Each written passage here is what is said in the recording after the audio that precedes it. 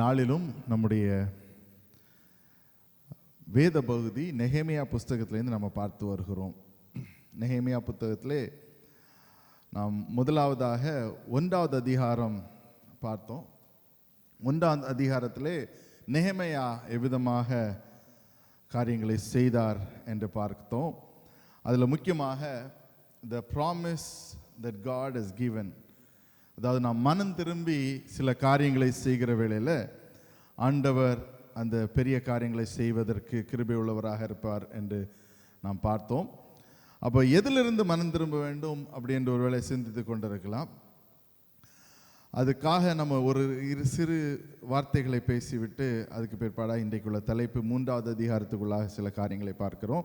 முதல்ல வாசித்து கொள்ளலாம். This is a kind of a repeat of what I spoke last week, just to align both the services. Last weekல உள்ள காரியங்களை வைத்து கொலோசியர் 2வது அதிகாரத்தை முதலாவது வாசிக்கலாம். கொலோசியர் 2வது அதிகாரம் 9 முதலாவது வசனங்களை வாசிக்கலாம். Colossians chapter 9 verse கொலோசியர் 2வது அதிகாரம் 9லிருந்து 15 வரைக்கும் வாசிக்கலாம். தமிழில் யாராவது முடிந்த வாசிக்க முடியாது கேட்டுக்கொள்கிறேன். ஏனென்றால் தேவத்துவத்தின் பரிபூர்ணம் எல்லாம் சரீர பிரகாரமாக அவருக்குள் வாசமாக இருக்கிறது. கண்டினியூ. மேலும் சகல துரைத்தனங்களுக்கும் அதிகாரத்திற்கும் தலைவராய் இருக்கிற அவருக்குள் நீங்கள் பரிபூர்ணம் உள்ளவர்களாய் இருக்கிறீர்கள். அல்லாமலும் நீங்கள் கிறிஸ்துவை பற்றும் விருத்த சேதனத்தினாலே மாம்சத்துக்குரிய பாவ சரீரத்தை களைந்து விட்டதினால் அந்த பாவ சரீரத்தை களைந்து விட்டதுபடியினால் கையால் செய்யப்படாத விருத்த சேதனத்தை அவருக்குள் பெற்றீர்கள். ஞான ஸ்நானத்திலே அவரோடே கூட அடக்கம் பண்ணப்பட்டவர்களாகவும் அதிலே அவரை மரித்தோரில் இருந்து எழுப்பின தேவனுடைய செயலின் மேலுள்ள விசுவாசத்தினாலே அவரோடே கூட எழுந்தவர்களாகவும் இருக்கிறீர்கள். ஆமென். ஸோ இதுதான் இன்றைக்கு நமக்கு கூடிய இருக்கிற ஒரு முக்கியமான ஒரு பங்காக இருக்கிறது. This is what we are. நாம் அவருக்குள்ளாக we are called into him. அவருக்குள்ளாக எழுந்தப்பட்டவர்களாகவும் மேலும் விசுவாசத்தினாலே அவரோடு கூட எழுந்தவர்களாகவும் இருக்கிறீர்கள். பக்கத்தில் சொல்லுங்க, நீங்க எழுந்தவர்களாகவே இருக்க வேண்டும். ஆமென். சொல்லுங்க. அப்போ நமக்கு எழுப்புதல் தேவையில்லை. ஆமென். ஆல்ரெடி நம்ம எழும்பி விட்டோம். பாருங்க, சில நேரத்தில் நம்ம நினைக்கிறோம் நம்ம we are already there, we have arrived அப்படின்னு நினைத்து கொண்டிருக்கிறோம். ஆனால் சில நேரங்களில் நம்முடைய பாவ செயல்கள் மூலமாக சில காரியங்கள் நிமித்தமாக நம்முடைய வாழ்க்கையில் நம்ம தொடர்ந்து செய்கிற காரியத்தின் நிமித்தமாக சில வேளைகளில் நாம் தவறுகளை செய்து விடுகிறோம். அப்போது 1வது அதிகாரம் நெகேமியா 1வது அதிகாரத்தில் பார்க்கிறோம். நெகேமியா சாப்டர் 1 அதில் 3வது வசனத்தை வாசிக்கலாம். 3, 4 ஆகிய வசனங்களை முதலாவது வாசிக்கலாம். அதற்கு அவர்கள் சிறையிருப்பில் மீந்திருக்கிறவர்கள் அந்த தேசத்திலே மகா தீங்கையும் நிந்தையையும் அனுபவிக்கிறார்கள். எருசலேமின் அலங்கம் இடிபட்டு விட்டது.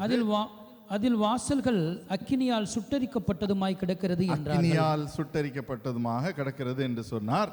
இந்த வார்த்தைகளை அவர் கேட்டபோது நெகேமியா கேட்டபோது நான் உட்கார்ந்து அழுது சில நாட்களாக துக்கித்து உபவாசித்து மன்றாடி பரலோகத்தின் தேவனை நோக்கி பரலோகத்தின் தேவனாகிய கர்த்தாவே உம்மில் அன்பு கூர்ந்து அது அடுத்தபடியாக வாசிக்கலாம். அதுக்கு முன்பதாக let us get the context here. அப்போ கொலோசியர்ல இன்றைக்கு இருக்கிற பிரகாரமாக பார்க்கிற வேளை we are already been taken care. நம்முடைய பாவங்களை ஆண்டவர் நமக்காக இரத்தத்தை சிந்து மரித்து நம்மளை உயிர்ப்பித்து நம்மளை புதுமைப்படுத்தி விட்டு இருக்கிறார். ஆனால் இந்த இடத்துல பார்க்கிறோம் நெகேமியாவுடைய வாழ்க்கையில பார்க்கிற வேளையில அவர் ஒரு நியூஸ் கிடைக்கிறது, சிலருடைய வாழ்க்கையில பிரச்சனைகள் போய் கொண்டு இருக்கிறதுன்னு சொல்லி, நமக்கு அநேகருடைய நம்முடைய ரிலேட்டிவ்ஸ், நம்முடைய உற்றார் உறவினர் உடைய வாழ்க்கையில சில நேரத்தில் பிரச்சனைகள் போகிற வேளையில இது மாதிரியாக துக்க நியூஸ் கிடைக்கும். அப்போ நம்ம துக்கித்து அழுது கொண்டு இருக்கிற காலங்களாக இருக்கலாம். So even when we look into our time, இந்த நாட்களில் நம்ம லெண்டு நாட்களாக இருக்கிறது, some of you are fasting or many of you are fasting, ஒரு ஃபாஸ்டிங்காக இருக்கலாம், துக்கித்து அழுது. இது ஒரு என்ன விதமான நேரமாக இருக்குன்னு சொல்ல, exactly the same thing as what Nehemiah was going through. Nehemiah விதமாக போய் கொண்டிருந்தாலும் அதே நாட்களாக இருக்கிறது. நம்ம சில விஷயங்களை குறித்து துக்கிப்பதற்கு கர்த்தர் அனுமதித்திருப்பார், சில விஷயங்களை குறித்து நம்ம அழுவதற்கு கர்த்தர் அனுமதித்திருப்பார், சில காரியங்களை நம்ம விட்டு மனம் திரும்புவதற்கு கர்த்தர் அனுமதித்திருப்பார். ஆமென். ஸோ இந்த 40 நாட்கள் நம்ம உபவாசிக்கிற வேளையில், ஜெபிக்கிற வேளை கொஞ்சம் சிந்தித்து எதெல்லாம் நம்ம விட வேணுமோ அதெல்லாவற்றையும் நம்ம விடுவதற்கு இன்றைக்கு அழைக்கப்படுகிறோம். அப்போ அதுக்கு பிற்பாடாக அவருடைய ஜெபத்தை அந்த இடத்துல பார்க்கிறோம். Then I said, O Lord, 5வது வசனத்திலிருந்து வாசிக்கலாம். பரலோகத்தின் தேவனாகிய கர்த்தாவே, பரலோகத்தில் தேவனாகிய கர்த்தாவே, உம்மில் அன்பு கூர்ந்து உம்முடைய கற்பனைகளை கைக்கொள்ளுகிறவர்களுக்கு உடன்படிக்கையையும் கிருபையையும் காக்கிற மகத்துவமும் பயங்கரமுமான தேவனே, you are a covenant keeping God. உமது அடியாராகிய இஸ்ரவேல் புத்திரருக்காக இன்று இரவும் பகலும் உமக்கு முன்பாக மன்றாடுகிறேன்.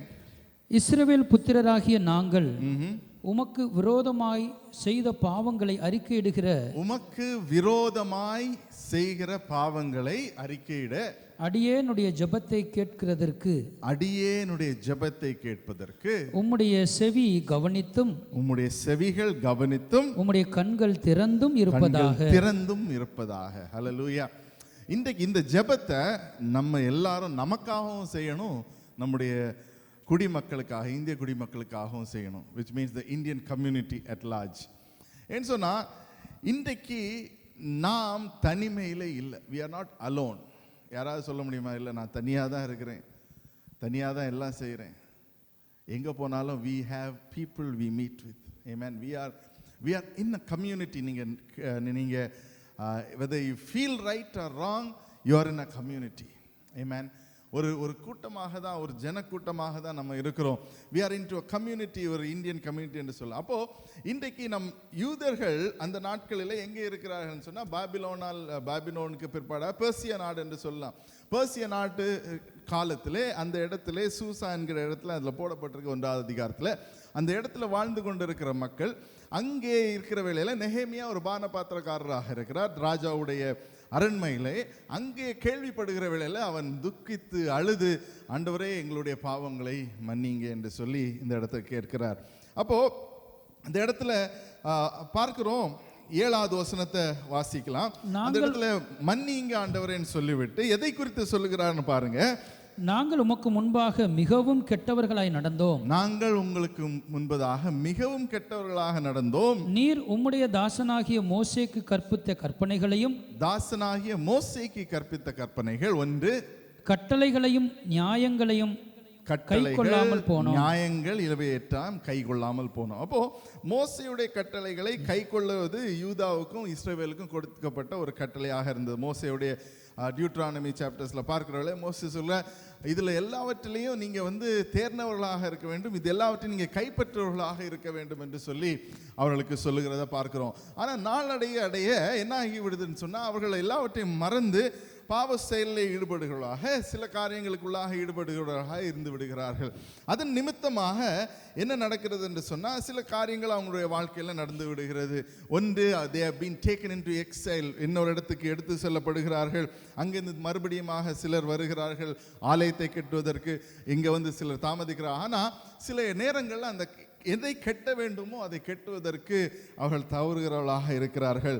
அதன் நிமித்தமாக இந்த இடத்துல நெஹேமியா சொல்லுகிறான், நெஹேமியா ஆண்டவரத்தில் சொல்லுகிற காரியம், ஆண்டவரே எந்த விதமான பாவமாக இருந்தாலும், we might have been wicked to you, நீங்கள் எந்த விதமான காரியங்களாக இருந்தாலும், we have committed sins against you, உம்முடைய வசனத்துக்கு பிரகாரமாக the commandments that you gave us, அதை சில நேரத்தில் தவற விட்டு இருக்கலாம் அப்படி என்று சொல்லி அந்த இடத்துல சொல்லுவது மட்டுமல்ல, எட்டாவது வசனம் வாசிக்கல வேளையில, நீங்கள் கட்டளையை மீறினால் நீங்கள் கட்டளையை மீறினால் நான் உங்களை ஜாதிகளுக்குள்ளே சிதறடிப்பேன் நான் என்றும் உங்களை ஜாதிகளுக்குள்ளே சிதறடிப்பேன். அதுதான் பாபிலோனுக்குள்ளாக போன ஒரு காரியத்தை குறித்து சொல்லப்படுகிறது. இதை குறித்து இன்னும் ஆழமாக படிக்க வேண்டும் சொன்னா ஐசையா புஸ்தகத்தை படிங்க. ஐசையா புஸ்தகத்துல it is about the judgement of Israel முழுமையாக. அதுக்கு பிற்பாடா யாரெல்லாம் இஸ்ரேவேல ஜட்ஜ் பண்றாங்களோ அவங்கள ஆண்டவர் சும்மா விடுவதில்லை, அவங்களையும் ஜட்ஜ் பண்ணுகிறார். ஆமென். கடைசியில் ஆண்டவரோடு மறுபடியுமாக திரும்பி வருகிற வேளையில் அவரோடு கூட இருக்கிற மகிமை, அதுதான் ஐசாயாவின் புஸ்தகம். ஆகையால் கண்டிப்பாக அதை படிக்கும்படியாக நான் வேண்டிக் கொள்கிறேன் இந்த நாட்களில். கண்டினியூ. 8வது வசனத்தில், நீங்கள் என்னிடத்தில் திரும்பி என் கற்பனைகளை கைக்கொண்டு அவைகளின்படி செய்வீர்களானால்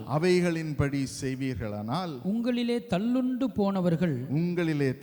போனவர்கள் வானத்தின் கடையாந்தரத்தில் இருந்தாலும் எங்கே இருந்தாலும் சரி நான் அங்கே இருந்து அவர்களை சேர்த்து என் நாமம் விளங்கும்படி நான் தெரிந்து கொண்ட ஸ்தானத்துக்கு அவர்களை கொண்டு வருவேன், அவைகளை இந்த இடத்துக்கு கொண்டு வருவேன். ஹல்லேலூயா.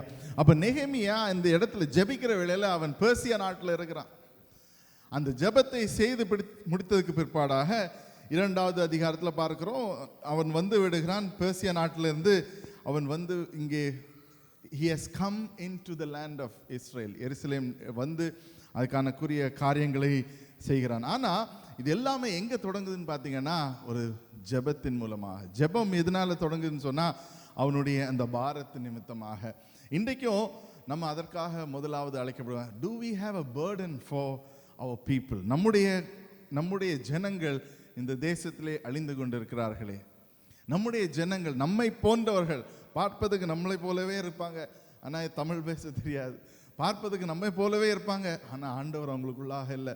பார்ப்பதுக்கு நம்ம போலவே இருப்பாங்க, ஆனால் அவங்களுக்குள்ள ஒரு நிம்மதி இருக்காது. பார்ப்பதுக்கு நமக்கு போலவே இருப்பாங்க, ஆனால் அவங்களுக்குள்ளாக இருக்கிற பிரச்சனைகள் அநேக காரியங்களாக இருக்கும். அவங்களுக்குள்ளாக ஒரு அமைதி இல்லை, அவங்களுக்குள்ளாக ஒரு நிம்மதி இல்லை, அவங்களுக்குள்ளாக ஒரு பீஸ் ஆஃப் மைண்ட் இல்லை.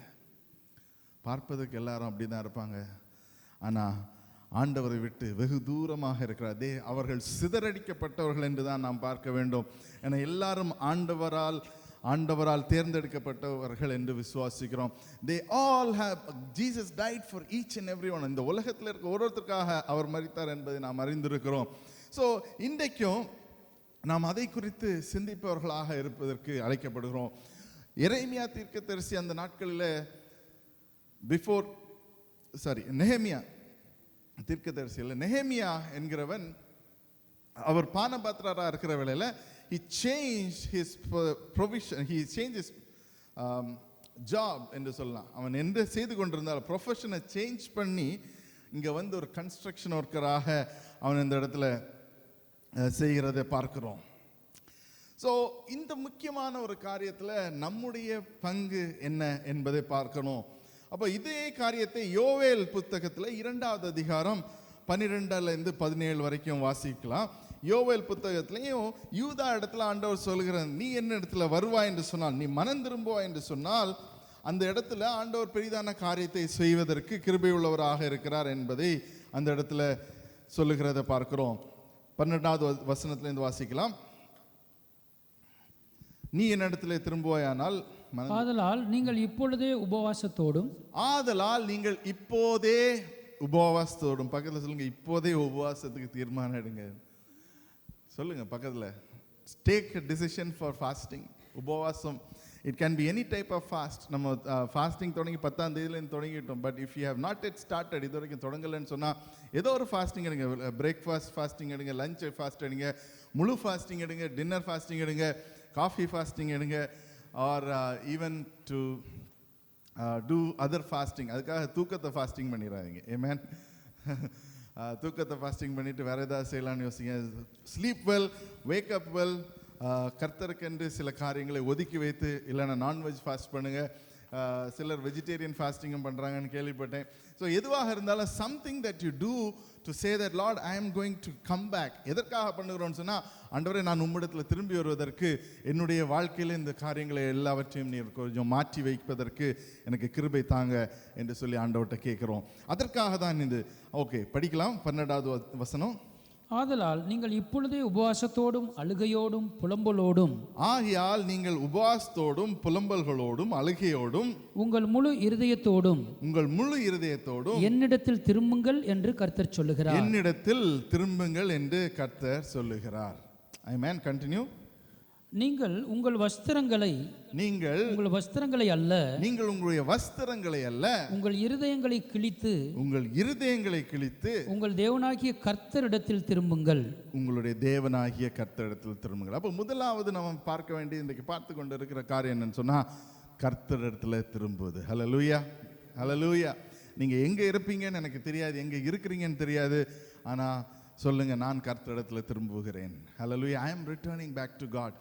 ஒருவேளை நீங்க முன்பு இருந்த வண்ணமாக இல்லாம இருக்கலாம் ஆண்டவரோடு கூட. Maybe you are not as close with God. ஆண்டவரோடு கூட நெருக்கமாக இருந்த காலங்கள் இருக்கும், அந்த மாதிரியாக இல்லாமல் இருக்கலாம். அப்போ சொல்லுங்க, ஆண்டவரே, அந்த நாட்களை போல நான் தினந்தோறும் உம்மோடு கூட அவ்வளோ நேரம் அழகாக இருந்து ஜெபிச்சேனே, அழகாக இருந்து பாடினேனே, அழகாக இருந்து வேதம் வாசிச்சேனே, ஆண்டவரே, அந்த நாட்கள் எனக்கு மறுபடியுமாக வேணும் என்று வாஞ்சிங்க.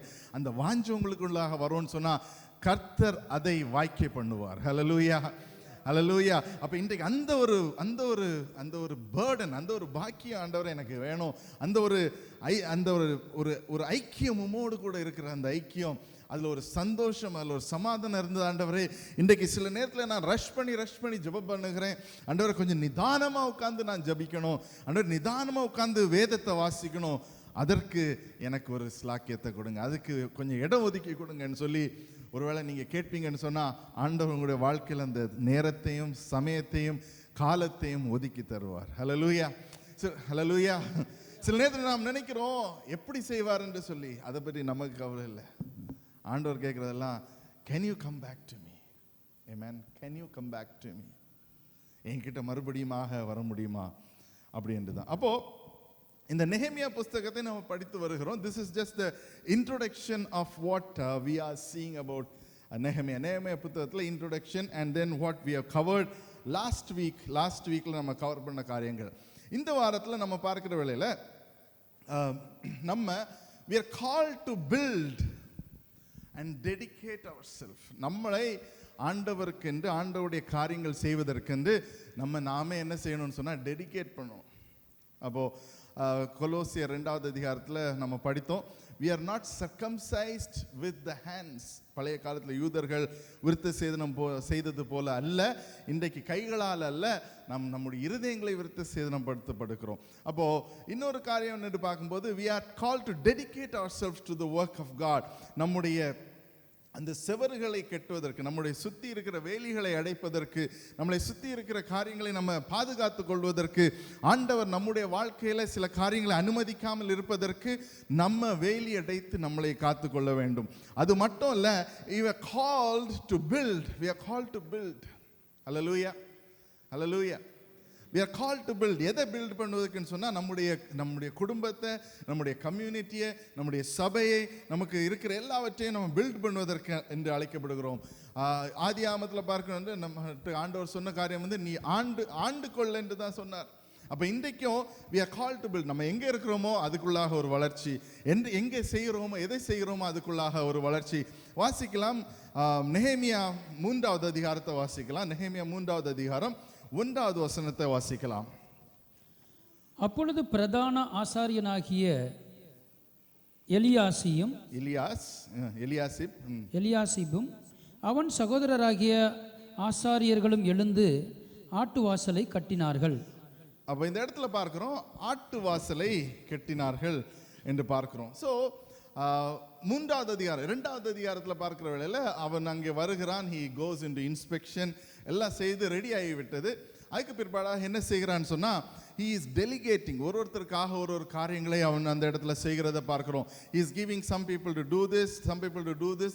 அப்போ எல்லாரும் சேர்ந்து அந்த இடத்தை கட்டுகிறார்கள். பாருங்க, நான் லாஸ்ட் வீக் நான் சொன்னேன், 120 நாட்கள், ஏறத்தாழ 120 நாட்கள் அவர்கள் ஜெபித்தார்கள், வாஞ்சித்தார்கள், எல்லாம் செஞ்சு விட்டு அதுக்கு பிற்பாடாக 52 நாள்ல அந்த காரியத்தை செய்து முடிக்கிறவர்களாக இருக்கிறார்கள். ஹல்லேலூயா.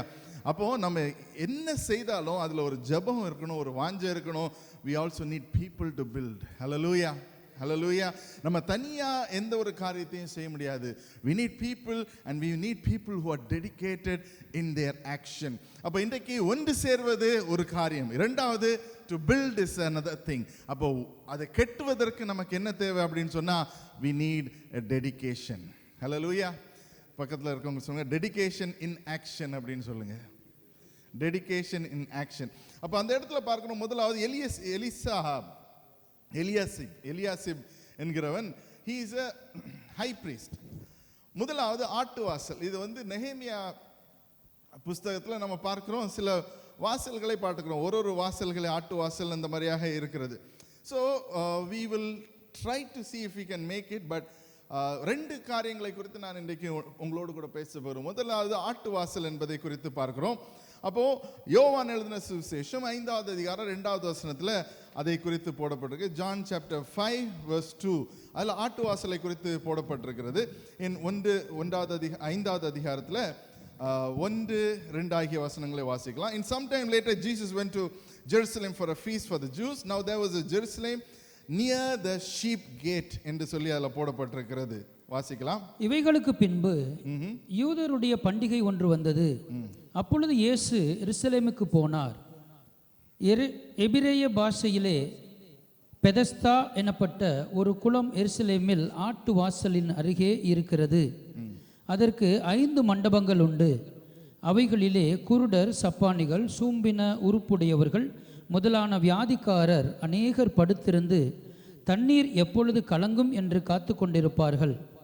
ஏனெனில் சில சமயத்திலே தேவதூதன் ஒருவன் அந்த குளத்தில் இறங்கி தண்ணீரை கலக்குவான். தண்ணீர் கலங்கின பின்பு யார் முந்தி அதில் இறங்குவானோ அவன் எப்பேற்பட்ட வியாதியஸ்தனாய் இருந்தாலும் சுஸ்தமாவான். ஆமென்.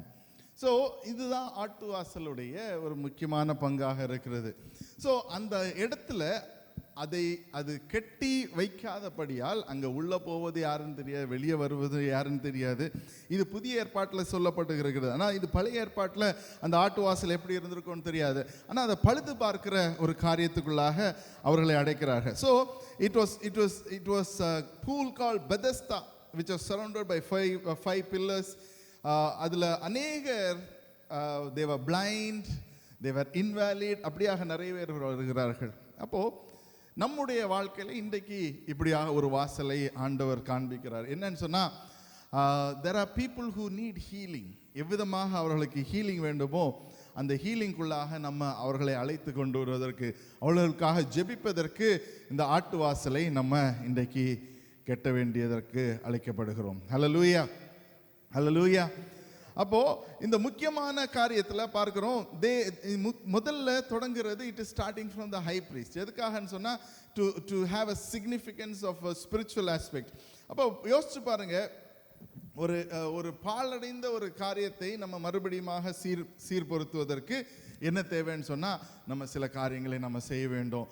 நம்முடைய வீடாக இருக்கலாம், ஒரு 30 years 40 years வீடு ஆயிடுச்சுன்னு சொன்னால் we need to renovate. ஆமாம், இப்போ இங்கிலீஷ் மறந்து போச்சு. ரினோவேட் பண்ணுவதற்கு, நம்ம பழுது பார்ப்பதற்கு நம்ம கண்டிப்பாக பார்க்க வேண்டும். அது எப்படியாக செய்வது என்பதை நாம் சிந்திக்கிறதுக்கு அழைக்கப்படுகிறோம். அப்போது இந்த ஆட்டு வாசல் அப்படி என்று சொல்லுகிற வேளையில், அதில் பார்க்கிற வேளையில் the significance, the importance என்று பார்க்கிற வேளையில், அது மூலமாக it gives a symbol of restoring our worship with God and the dedication to God. அதுதான் அந்த இடத்துல சொல்லப்படுகிறது.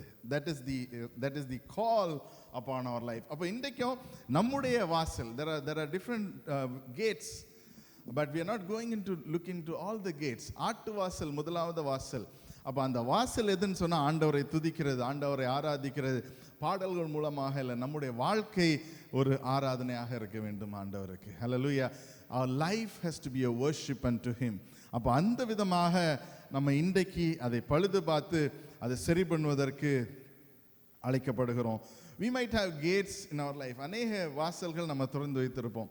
அப்போ இந்த வாசல், the gate where our life is looking unto God, அந்த வாசல் திறக்கிற வேளையில் ஒரு அலங்கார வாசலாக இருக்கிறதா என்பதை நாம் பார்க்கணும். and then when we look into our life, Are we prioritizing the relationship with God? ஆண்டவரோடு கூட இருக்கிற ஐக்கியத்தை நாம் எவ்விதமாக ஒரு prioritize பண்ணுகிறோம்? Are we committed to what we are called to do? நம்ம எதுக்காக கமிட் பண்ணியிருக்கிறோமோ அதை செய்வதற்கு நாம் அழைக்கப்படுகிறோமா? நாம் செய்வதற்கென்று நாம் உருவாக்கப்பட்டிருக்கிறோம், டெடிகேட் பண்ணப்பட்டிருக்கிறோம். நம்ம அதுக்காக கமிட் பண்ணுவதற்கு, நம்மை அழைப்பதற்கு ஆண்டவர் இன்றைக்கு கிருபை உள்ளவராக இருக்கிறார். அது மட்டும் அல்ல, அதை செய்வதற்கு அவராலே கூடும். அப்போ இன்றைக்கு நம்ம செய்ய வேண்டியதெல்லாம், lord, I am coming back to you. ஆண்டவரே, நான் மறுபடியுமாக என்ன ரீடெடிகேட் பண்ணுகிறேன். ஹல்லேலூயா. So when we rededicate our hearts, நான் சொன்னேன், the sheep gate, பெதஸ்தா என்கிற ஒரு குளம். அப்போ இன்றைக்கு அந்த ஒரு உறவை, listen to me very carefully, this is very important for us church. அந்த ஒரு வாசல், திறந்த வாசலை உனக்கு முன்பதாக வைத்திருக்கிறேன். Amen. அப்போ அந்த வாசலுக்குள்ளாக நம்ம பிரவேசிக்கிற வேளையில் we go into the pool of Bethesda. There will be invalid, there will be blind people, அநேகர் இருப்பாங்க. நம்ம இந்த வாசல் வழியாக பிரவேசிக்கிற வேளையில் God will enable us to heal them. Amen. Hallelujah. அப்போ இதை நீங்கள் ஒரு ப்ராஃபட்டிக்காக நீங்கள் யோசித்து பார்க்கணும். இன்றைக்கு நாம் இருக்கிறதுல இந்த மனம் திரும்பி அந்த வாசல் வழியாக நாம் பிரவேசிப்பதற்கு நம்முடைய relationship with God is a very important. நம்மோடு கூட, ஆண்டவரோடு கூட இருக்கிற ஐக்கியம், ஆண்டவரை ஆராதிக்கிற காரியம், ஆண்டவரை எவ்விதமாக நம்முடைய வாழ்க்கையில் அவரை ஆராதிக்கிறோம், எவ்விதமாக நம்ம அவருக்காக டெடிகேட் பண்ணுகிறோம் என்று சொல்லி பார்க்கிற வேளையில் when we do that, we enter into the gate. Amen. Hallelujah. அப்போ அந்த கேட்டுக்குள்ளாக நம்ம போகிற வேளையில், அங்கே பார்க்குற வேளையில் there will be a land, a place called Bethesda.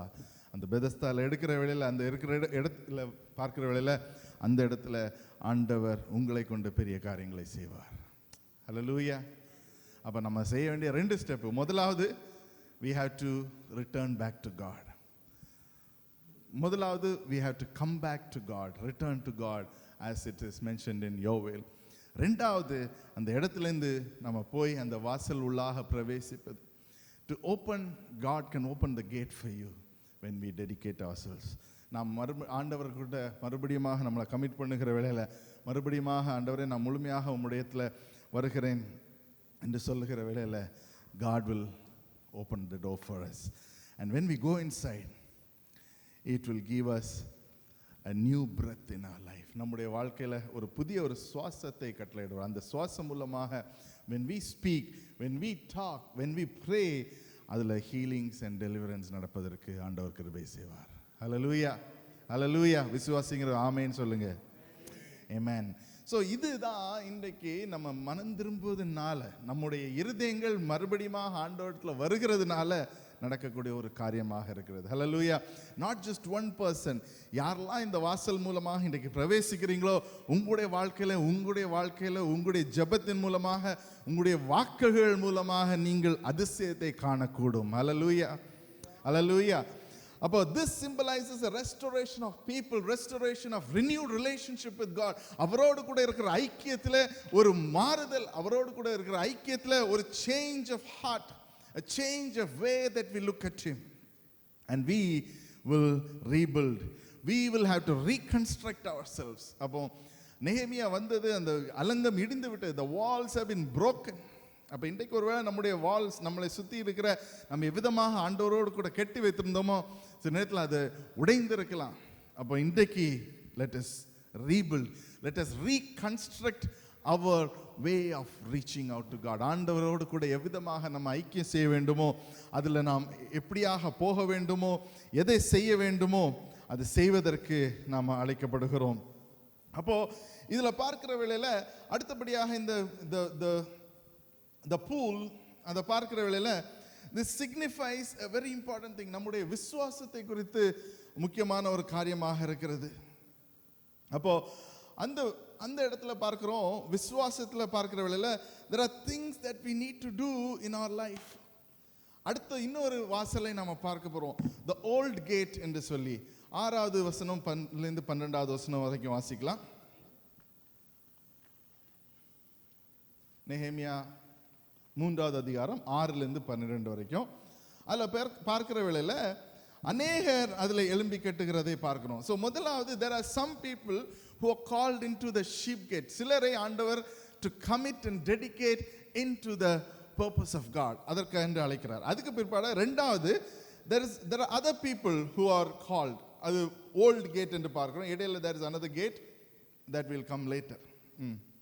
பழைய வாசலை பாசேயாக்கின் குமாரனாகிய யோய்தாவும் பேசோதியாவின் குமாரனாகிய மெசுல்லாமும் பழுது பார்த்து கட்டினார்கள். அவர்கள் அதற்கு உத்தரம் பாவி அதற்கு கதவுகளையும் பூட்டுகளையும் தாழ்பாள்களையும் போட்டார்கள். அவர்கள் அருகே கிபியோன் மிஸ்பா ஊர்களின் மனுஷரான மேலதியா என்னும் கிபியோன் என்னும் யாதோன் என்னும் மேரோனேத்தி என்னும் நதிக்கு இப்புறத்தில் இருக்கிற அதிபதியின் சமஸ்தானம் மட்டும் பழுது பார்த்து கட்டினார்கள். அவர்கள் அருகே தட்டாரில் ஒருவனாகிய அராயாவின் குமாரன் உசியேல் பழுது பார்த்து கட்டினான். அவன் அருகே தைலக்காரரில் ஒருவன் குமாரனாகிய அனனியா பழுது பார்த்து கட்டினான். அது முதற்கொண்டு அகலமான மதில் மட்டும் எருசலேம் இடிக்காமல் விட்டிருந்தது. அவர்கள் அருகே எருசலேம் பட்டணத்தின் பாதிக்கு பிரபுவாகிய ஊரின் குமாரன் ரெப்பாயா பழுது பார்த்து கட்டினான். So let's stop there. அப்போ 6லேருந்து 12 வரைக்கும் பார்க்கிற வேளையில் அநேக குடும்பங்களுடைய பெயர்கள் எழுதப்பட்டு இருக்கிறது. ஸோ இன்றைக்கும் நம்ம முக்கியமாக பார்க்க வேண்டியது நம்மளை ஆண்டவர் இந்த இடத்துல கொண்டு வந்திருக்கிறார். லிட்டில் இந்தியா தேசத்தில், லிட்டில் இந்தியா என்கிற இடத்துல, சிங்கப்பூர் தேசத்தில் லிட்டில் இந்தியா இடத்துல கொண்டு வந்திருக்கார். So we are all called to do something to build what God has given us. இன்றைக்கு நம்மளை இந்த இடத்துல கொண்டு வந்திருக்கார். இதை கட்டி எழுப்புவதற்கு நம்மை அழைக்கப்படுகிறோம். அப்போ இன்றைக்கு நாம் ஒரு காரியத்தை விசுவாசிக்கணும். இன்றைக்கு நாம் செய்கிற ஒரு காரியமும் நமக்கென்றல்ல, நம்முடைய குழந்தைகளுக்கு. we are doing for the future generations that are coming into this place. இந்த தேசத்தில் ஒருவேளை நம்ம இன்னும் 15 வருஷம் இருக்கலாம், 20 வருஷம் இருக்கலாம், 10 வருஷம் இருக்கலாம், 5 வருஷம் இருக்கலாம். It doesn't matter. But whatever we are building today, இன்றைக்கு நாம் எதை செய்கிறோமோ அது இன்றைக்கு மட்டும் இல்லை, நம்முடைய தலைமுறைக்குமாக நாம் இந்த foundation, we are making the foundation truths and making a commitment. அதனால தான் அது ஓல்ட் கேட் என்று சொல்லுகிற வேளையில் it is not just the பழைய வாசல் என்று சொல்லப்படல. It is the old gate and the old wisdom and the பழைய ஞானம் which is given to Moses, which was given through the instructions which is passed down from generations to generations. ஒரு தலைமுறைக்காக கொண்டு வந்த அந்த generations, அந்த குடும்பங்கள் வந்து எல்லாரும் சேர்ந்து கட்டுவது, that is the call today. That is the structure we need to restore. ஒரு குடும்பமும் இந்த இடத்துல வந்து நான் ஆண்டவருக்காக இதை செய்ய போகிறேன். That is why we are called a family church என்று சொல்லி அழைக்கப்படுகிறோம். எதுக்கு என்று சொன்னால் குடும்பங்களா வந்து குடும்பங்களை கட்டுவதற்கு. Hallelujah. அப்போ அந்த families has to pass down the foundational truth which is biblical truth. அப்போ இதுக்கு முக்கியமான ஒரு காரியம் என்னன்னு சொன்னா, நமக்கு உள்ளாக நம்ம the recipe என்று சொல்லுவோம், the old family recipe. அப்போ there was ஒரு ஃபேமிலி. அப்போ வந்து அதில் உள்ள ஒரு பாட்டி வந்து பயங்கரமாக she does a very good pickle. அப்போ அந்த பிக்கிள் வந்து எப்போல்லாம் வீட்டில் செய்கிறாங்களோ அநேகர் வந்து அதை வாங்கி கொண்டு போவாங்க. So every time she made a pickle, everybody was like, எந்த நேரத்தில் அந்த பிக்கிள் செஞ்சாலும் அவங்களுக்கு எல்லாமே வந்து எடுத்துட்டு போயிடுவாங்க. So everybody was like very curious, what is the recipe out of it? என்ன இதோடைய ரெசிபி என்ன? What is the magic recipe? அப்போ அவருடைய மருமகன் வந்து அவர்கிட்ட கேட்குறாரு, நான் இது வரைக்கும் உங்கள்கிட்ட எதுவுமே கேட்டதில்லை, அப்போ எனக்கு அந்த ரெசிபி மட்டும் கொடுங்க அப்படின்றாரு. உடனே அந்த பாட்டி வந்து கொஞ்சத்தை எழுதி வச்சுட்டு முக்கியமான சில காரியங்களை எழுதாமல் கொடுத்துருவாங்க. அவரும் பயங்கர சந்தோஷமாக போய் இதுதான் ரெசிபி அப்படின்னு சொல்லி பயங்கரமாக செஞ்சு ட்ரை பண்ணுவார். டேஸ்ட் வரல. டேஸ்ட் வராதவுடனே ரொம்ப கோவம் அடைந்த உடனே மறுபடியுமாக அந்த பாட்டிக்கிட்ட போய் நீங்கள் என்ன ஸ்நேகிக்கிறீங்க, நீங்கள் என்ன இது பண்ணுறீங்க, அப்படி பண்ணுறீங்க நினைத்தேன், ஆனால் இதெல்லாம் தவறாக இருக்கிறது என்று சொல்லி அவர்களுக்குள்ளாக முரண்பாடு வருகிறது. But when the time game, அந்த பாட்டி வந்து ஒரு specific day, it is not the day that she was passing over like every thing else, ஆனால் ஒரு ஸ்பெசிஃபிக் டே வரும்போது அந்த பாட்டி சொன்னாங்க, இதுதான் அந்த ரெசிபி அப்படி என்று சொல்லி கொடுத்தாங்க. அப்போது அதுபோல தான் நம்முடைய வாழ்க்கையிலையும் நம்முடைய குழந்தைகள், நம்முடைய அறிந்தவர்கள், தெரிந்தவர்கள், there things they believe to do great things for God. எல்லா காரியங்களும் செய்கிற வேளையில the key thing is the foundational truth. அப்போ நமக்கும் ஆண்டவருக்குமாக இருக்கிற அந்த ஐக்கியம் எங்கே இருக்கணும்னு சொன்னால் the commitment and the foundation truth. முதலாவது நான் சொன்னேன் the unity and the dedication என்று பார்த்தோம். ரெண்டாவது இங்கே பார்க்கிறோம் the foundation and the commitment to do the structure of our church. அப்போ சபையில் அந்த ஸ்ட்ரக்சர் செய்வதற்கும் சபையில் மூலமாக சில காரியங்கள் செய்வதற்கும் நம்ம அனுமதி கொடுத்து மட்டும் இல்லை, அதில் என்னுடைய குடும்பம் செய்யட்டும் சொல்லி we need to have the family stepping up to do greater things for God. அப்படி செய்கிற வேளையில் இந்த காலங்களில் நம்ம இந்த காரியங்கள் எல்லாவற்றையும் நாம் மாற்றுவதற்கு கர்த்தர் கிருபை செய்வார். ஹல்லேலூயா. அப்போ அதுக்கு நம்ம என்ன செய்யணும்னு சொன்னால், சில ஏரியாஸில் நம்ம ரிப்பேர் பண்ண வேண்டியிருக்கும். அதுபோல் ஒரு குடும்பமும் இந்த இடத்துல ரிப்பேர் பண்ணுமோ அந்தந்த குடும்பங்களுக்காக ஜெபிக்கணும். They have to change certain திங்ஸாக இருக்கலாம், they have to come closer to காடாக இருக்கலாம். ஸோ இன்றைக்கும் நம்ம ஒரு குடும்பத்துக்காக ஜெபிப்பதற்கென்று அழைக்கப்படுகிறோம். ஒருவேளை நமக்கு அவங்களோட டைம் ஸ்பெண்ட் பண்ணுறதுக்கு நேரம் இல்லாமல் இருக்கலாம், but can't be pray for them. அவர்களுக்காக ஜெபிப்பதற்கு நாம் அழைக்கப்படுகிறோம். ஹல்லேலூயா. ஒருவேளை உங்களுக்கு ஜெபிப்பதற்கு டவுட்ஸ் இருந்துச்சுன்னா you can ask Sister Babita.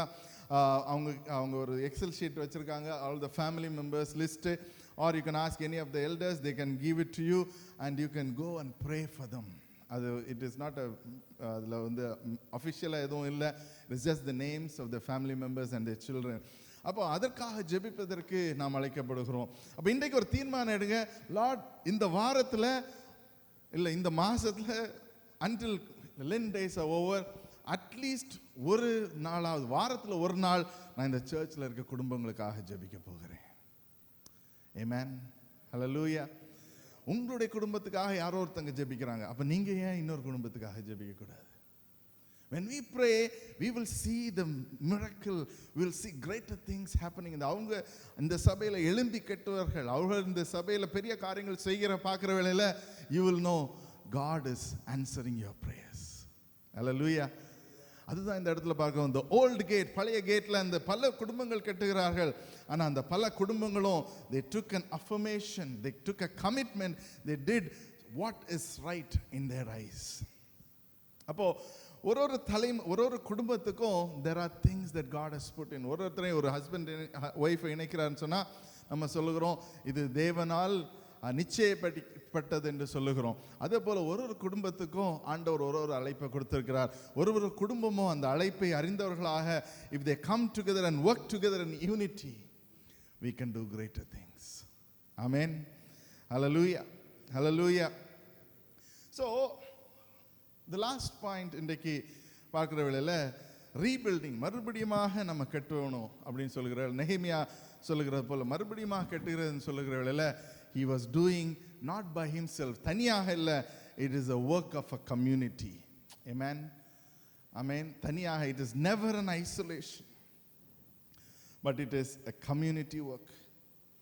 அவருக்கு ஒரு இடத்துலையும் பார்க்கிறோம், he had dedicated people to do great work. அநேக காரியங்களை, பெரிய காரியங்களை செய்வதற்கு ஆட்கள் இருந்தாங்க.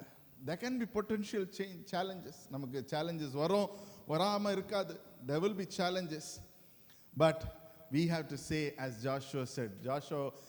Joshua சொல்லுகிற நானும் என் வீட்டாருமோ என்றால் கர்த்தரையே சேவிப்பேன். Amen.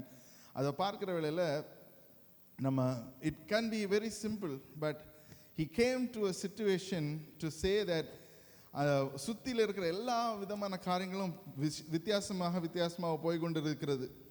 அந்த நேரத்தில் தான் அவன் சொல்லுகிறான், நானும் என் வீட்டாருமோ என்றால் கர்த்தரையே சேவிப்போம் என்று சொல்லி.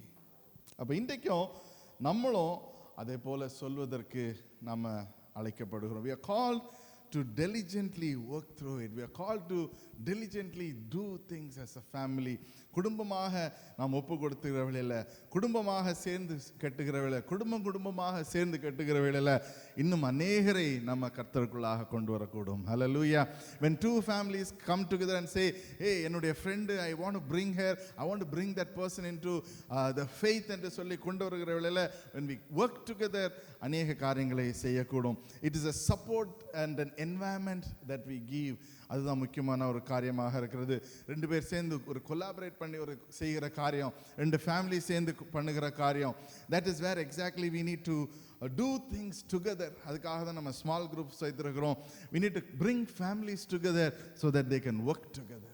அப்போ இந்த காரியங்கள் செய்வதற்கு நம்ம முக்கியமாக அழைக்கப்படுகிறோம். we need to build that, we need to bring that working together in our life. இன்றைக்கு நம்முடைய வாழ்க்கையில் let us not live in isolation. தனிமையில் இல்லை, நம்ம ஆண்டவரோடு கூட இணைந்து இருக்கிறவர்களாக நாம் அழைக்கப்படுகிறோம். ஹல்லேலூயா, ஹல்லேலூயா. அப்போ இன்றைக்கும் முதலாவது நம்ம பார்த்தோம், we talked about the first thing that we talked about is to come back to God. ஆண்டவரிடத்தில் மறுபடியுமாக வருவதை குறித்து பார்த்தோம். யோவேலிலிருந்து பார்த்தோம், 1வது அதிகாரம், நெகேமியா 1வது அதிகாரத்திலிருந்து பார்த்தோம். அப்போ இன்றைக்கும் நம்ம எதை குறித்து பார்த்து கொண்டிருக்கிறோம்னு சொன்னா, how can we bring ourselves back to God, to what God wants to do in our lives. ஆண்டவர் நம்முடைய வாழ்க்கையில செய்வதற்கு சித்தமாக இருக்கிற காரியத்தை நாம் எவ்விதமாக நம்முடைய வாழ்க்கையில செய்வதற்கு நாம் ஒப்பு கொடுத்து அதை செய்கிறதுக்கு என்பதை பார்க்கிறோம். அதில் ரெண்டு காரியங்களை பார்த்தோம். முதலாவது நம்ம we talked about prayer, we talked about what is required to come back to God. நம்முடைய பர்சனல் லைஃப்ல இருக்கிற பாவங்கள், பர்சனல் லைஃப்ல இருக்கிற பேக்ஸ்லைடர்னஸ், பர்சனல் லைஃப்ல இருக்கிற டெடிகேஷன், பர்சனல் லைஃப்ல இருக்கிற ஆண்டவரோடு கூட இருக்கிற ஐக்கியம், அதில் நாம தென்பட வேண்டும், அதில் நம்ம ஒரு மூவ் பார்க்க வேண்டும். இரண்டாவது நம்ம பார்த்தோம், we need a dedication. நம்ம ஒரு டெடிகேட்டடாக கமிட்டடாக ஒரு காரியத்தில் இறங்க வேண்டும். அதற்கு நான் சொன்ன காரியத்தை போல the sheep gate, அதை குறித்து பார்த்தோம். அப்படியாக ஒரு வாசலை ஆண்டவர் உங்களுக்கு முன்பதாக வைத்திருக்கிறார். அந்த வாசலுக்குள்ளாக பிரவேசிக்கிற வேளையில் when you enter into the gate, there is going to be a miracle that God is doing through you. உங்கள் மூலமாக அதை செய்வதற்கு ஆண்டவரால் கூடும். ஹல்லேலூயா. அதுக்கு பிற்பாடு நம்ம பார்த்தோம், மூன்றாவது the old gate, பழைய வாசல் என்று பார்க்கிற வேளையில் அதன் மூலமாக ஆண்டவர் எதை ஸ்தாபிக்கிறான்னு சொல்லலாம், ஒரு குடும்பத்தையும் எதற்காக இந்த தேசத்துக்கு கொண்டு வந்தாரோ, எதற்காக இந்த இடத்துல ஸ்தாபித்து கொண்டிருக்கிறாரோ, அந்த இடத்துல நீங்க இருக்கிற இடத்துல நீங்க பெரிய காரியங்களை செய்வதற்கு, to fix your life, to fix your family, to be in the foundational truth and the wisdom of God, which is said old gate, பழைய காரியங்கள், ancient of days ன்னு ஒரு பாட்டு இருக்கிறது. It is the old wisdom, the wisdom that was in the hands of Moses, கையில கொடுத்த அந்த ஞானம், அந்த instructions, அதை ஃபாலோ பண்ணுகிற வேளையில கர்த்தர் சொல்கிறது தான், there will be greater blessing in your life. அது பெரிய காரியங்களே உங்களுடைய வாழ்க்கையில் செய்யணும். அண்ட் கடைசியாக we said we have to come together as a community. தனிமையில் இல்லை, நம்ம எல்லாரும் சேர்ந்து we have to do greater things for God. Sheep gate is not a work of an individual. தனிமையில் அவர் செய்யலை. He had people, he had his family, he brought people together, sharing the skills. அநேக காரியங்கள் இருந்திருக்கும், அது எல்லாத்தையும் சேர்த்து அவர் அந்த காரியத்தில் செய்து கொண்டிருக்கிறார். Even in our spiritual journey, நம்முடைய கிறிஸ்தவ வாழ்க்கையிலையும் the spiritual journey is not solitary. நம்முடைய தனிமை வாழ்க்கை அல்ல, நம்ம சேர்ந்து வாழ்வதற்கு. So find somebody, ஒருத்தர் கால் பண்ணி பேசி ப்ரேயர் பண்ணுங்க, ஒருத்தருக்காக ப்ரேயர் பண்ணுங்க, இன்னொரு ஃபேமிலிக்காக ப்ரேயர் பண்ணுங்க. wherever we call, let us end with a prayer. ஒருவேளை ஸ்டார்ட் பண்ணும்போது நிறைய விஷயங்கள் பேசியிருக்கலாம், but when you close your call, do a prayer. நான் உங்களுக்காக ப்ரேயர் பண்ணலாமா? யாராவது வேண்டான்னு சொல்லுவாங்களா? they will not. பட் யார் வேண்டான்னு சொல்றது? நம்ம தான் வேண்டான்னு சொல்லுவோம். amen. we are all believers. amen. கர்த்தர் உங்க ஜெபத்தை கேட்பான்னு சொன்னா கர்த்தர் எல்லாருடைய ஜெபத்தையும் கேட்பார். we are all believers who believe in Jesus Christ. hallelujah. அதுதான் நம்ம கொலோசியர்ல படித்தோம். let us go back to where we started.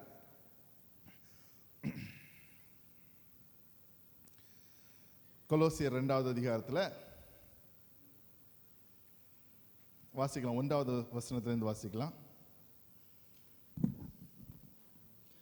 உங்களுக்காகவும் லவோதிகேயாவில் இருக்கிறவர்களுக்காகவும் சரீரத்தில் என் முகத்தை காணாதிருக்கிற மற்றெல்லாருக்காகவும் மிகுந்த போராட்டம் எனக்கு உண்டென்று நீங்கள் அறிய விரும்புகிறேன். மிகுந்த போராட்டம் உண்டு எனக்கு தெரியும், ஆனாலும் அவர்களுடைய இருதயங்கள் தேற்றப்பட்டு அவர்கள் அன்பினால் இணைக்கப்பட்டு பிதாவாகிய தேவனுக்கும் கிறிஸ்துவுக்கும் பிதாவாகிய தேவனுக்கும் கிறிஸ்துவுக்கும் உரிய ரகசியத்தை அறிந்து கொள்ளுகிற உரிய ரகசியங்களை அறிந்து கொள்ளுகிற உணர்வின் பூரண நிச்சயத்தினுடைய எல்லா ஐஸ்வர்யத்திற்கும் உரியவர்களாக வேண்டுமென்றே இப்படி விரும்புகிறேன். கண்டினியூ. அவருக்குள் ஞானம் அறிவு என்பவைகளாகிய பொக்கிஷங்கள் எல்லாம் அடங்கி இருக்கிறது. ஹல்லேலூயா. 6வது வசனம் படிக்கலாம். ஆகையால் நீங்கள் கர்த்தராகிய கிறிஸ்து இயேசுவை ஏற்றுக்கொண்டபடியே அவருக்குள் வேறு கொண்டவர்களாகவும் அவர் மேல் கட்டப்பட்டவர்களாகவும் அவருக்குள் நடந்து கொண்டு நீங்கள் போதிக்கப்பட்டபடியே விசுவாசத்தில் உறுதிப்பட்டு ஸ்தோத்திரத்தோடே அதிலே பெருகுவீர்களாக. Hallelujah. About these are the things that we know that when we are rooted in Christ. அதுதான் 12வது வசனத்துல அதுக்கு பிற்பாடாக 9வது வசனத்துல போடு. ஏனென்று சொன்னா ஏனென்றால் தேவத்துவத்தின் பரிபூரணமெல்லாம் சரீர பிரகாரமாக அவருக்குள் வாசமாயிருக்கிறது. ஹல்லேலூயா. அதுக்கு பிற்பாடா உள்ள காரியங்களை நம்ம பார்த்தோம். So this is what it is, my brothers and sisters. இன்னைக்கு நம்முடைய சித்தம் நம்முடைய எல்லாவற்றையும் அவருக்குள்ளாக வேரூன்றுவோன்னு சொன்னா நம்முடைய வாழ்க்கையில we just can surpass, we can just pass through the sheep gate and you will see a miracle in your life. Hallelujah. இதை நான் உங்களுக்கு உள்ளாக சொல்லுகிறேன். நீங்க யாருக்கு ஜெபிக்கிறீங்களோ அதுல ஒரு ஹீலிங்கையும் ஆண்டவர் கட்டளையிடுவாராக. ஆமென். நீங்க ஜெபிங்க, தைரியமா ஜெபிங்க. கர்த்தர் உங்களுடைய இருதயங்களை பார்த்து கொண்டிருக்கிறார். These days we are called to come together. We are called come together and pray. நேற்றைய தினத்துல there was a few sisters who joined together and prayed. அதேபோல if you are inspired in the spirit, ஆவியில உணர்ந்தீங்கன்னு சொன்னா நான் ஜெபிக்க போகிறேன்னு சொல்லுங்க. We will make arrangements for you. You want to come to this church, இந்த இடத்துல இருந்து ஜெபிக்கணும் ன்னு சொன்னீங்க நினைத்தீங்கன்னா வாங்க. Yesterday I think one of the families came and prayed together. ஒரே நாள்ல இல்ல, வேற நாட்கள்ல வரலாம், வேற டைம்ல வரலாம். We have been given a place to pray. அப்போ சில காரியங்களை நாம் ஞாபகத்துக் கொள்வோம். Let us pray for one another. ஒருத்தருக்காக ஜெபிப்போம், ஒரு குடும்பங்களுக்காக ஜெபிப்போம், தேவைகளுக்காக ஜெபிப்போம், மற்றவர்களுடைய பிரச்சனைகளை அறிந்தவர்களாக இருப்போம்னு சொன்னா அதுக்காக ஜெபிப்போம்.